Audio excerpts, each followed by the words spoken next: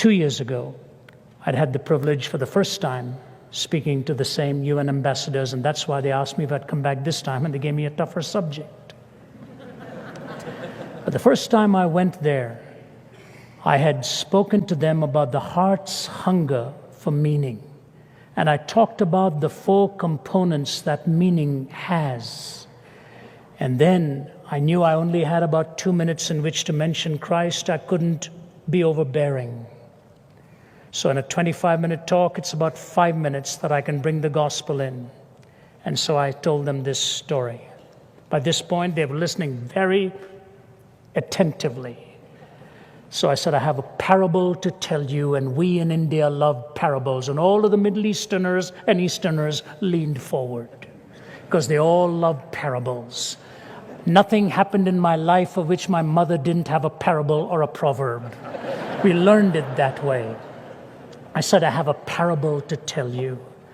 I said, it's the story of a rich man who had a huge art gallery, and he had a terrific son. And the son would go into the streets, and one day he befriended a beggar.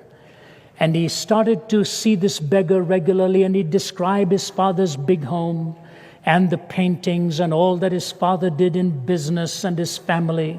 And the beggar really liked this young man. But one day the young man stopped coming. 2 days, 3 days, and the beggar found out he had very suddenly died. So he went and got himself some paper and some crayons, and he drew a portrait of that young man. And he went to that home of the rich man and gave it to the watchman outside and said, would you please give it to the man, because his son was very good to me. And I've drawn his portrait because I hear he has an art gallery in that house. The watchman looked at it, rather bemused by it, and said, all right, okay, and sent him away. But he thought this was quite a gesture. So he waited for the right moment. When the rich man was driving out in his car one day, he said to him, a beggar came here and gave this because he painted this as a portrait of your son. The rich man took it. Nothing was heard. Some years go by, and the beggar finds out the rich man had passed away and that they were going to auction his art gallery. So he decided to get some nice-looking clothes to see if he could squeeze in. He did. And he walked through the hall to see if the boy's portrait was hanging with all the grandmasters, and sure enough, it was there. And the auctioneer came, and all these aficionados with their wonderful little lenses and all studying all of this stuff. And then the gavel was pounded, and the auctioneer said, we are going to begin, and everybody, yay, good. He said, except there was a condition left in the will. The rich man said this portrait of his son is the first one to be auctioned. And there was a moan and a groan. Nobody bid on it. The beggar put his hand into his pocket, got a few coins, and bid what he had. No counteroffer, gavel pounded, sold. He goes to pick it up, and as he's walking away, the gavel pounds again, and the auctioneer says there was a second condition. In the will it said, whoever bids on the portrait of the son gets the whole art gallery.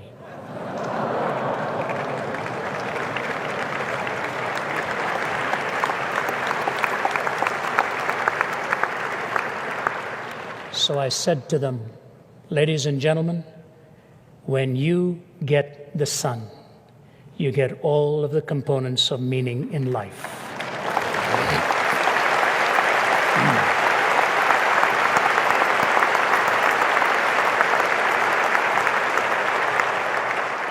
They threw their head back in absolute surprise. It was a wonderful thing to see. They were lined up. One of the Middle Eastern ambassadors, whom here I shall leave unnamed, came and grabbed my hand and he said, Dr. Ravi, when I get to heaven, I am going to ask Lord Jesus if you and I can be roommates.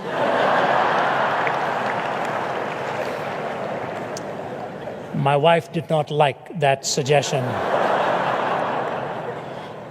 I said to him, sir, when you get to heaven and you see the Lord Jesus Christ, you won't want anyone else for a roommate. He kissed the back of my hand and said, you're right. And he walked away. When you get the Son, you get the way, the truth, and the life. You get all that you need to understand about reality within and without.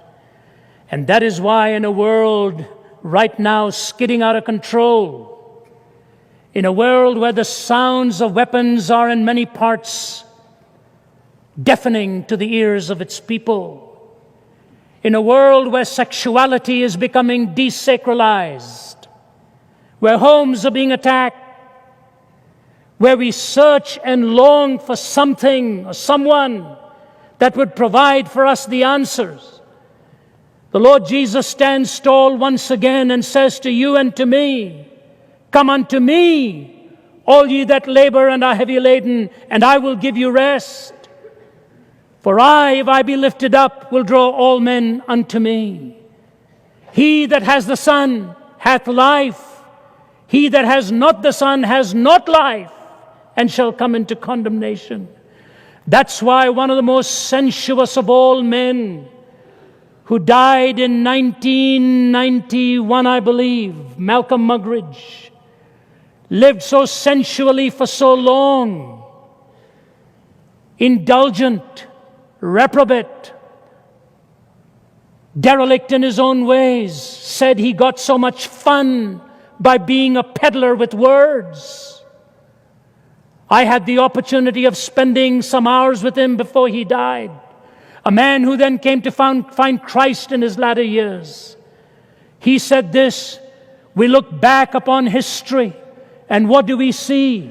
Empires rising and falling, revolutions and counter-revolutions, wealth accumulated and wealth dispersed. Shakespeare has spoken of the rise and fall of great ones that ebb and flow with the moon.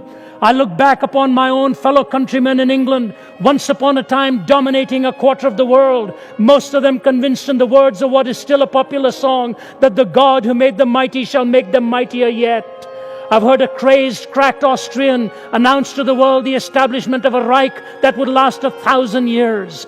I've seen an Italian clown saying he was going to stop and restart the calendar with his own ascension to power. I have seen America wealthier and in terms of military weaponry more powerful than the rest of the world put together, so that had the American people so desired, they could have outdone a Caesar or an Alexander in the range and scale of their conquest, all in one lifetime, all gone. Gone with the wind. England, part of a tiny island off the coast of Europe, threatened with dismemberment and even bankruptcy. Hitler and Mussolini dead, remembered only in infamy. Stalin, a forbidden name in the regime he helped found and dominate for some 3 decades. America haunted by fears of running out of those precious fluids that keep some motorways roaring and smog settling, with disastrous memories of a disastrous campaign in Vietnam as the media charged the windmills of Watergate. All in one lifetime, all gone.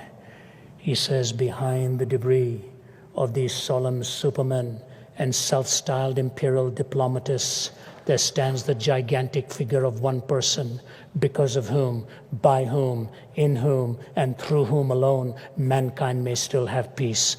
The person of Jesus Christ. That's the Lord I present to you tonight. May you know him, and he will set you free. Thank you, and God bless you.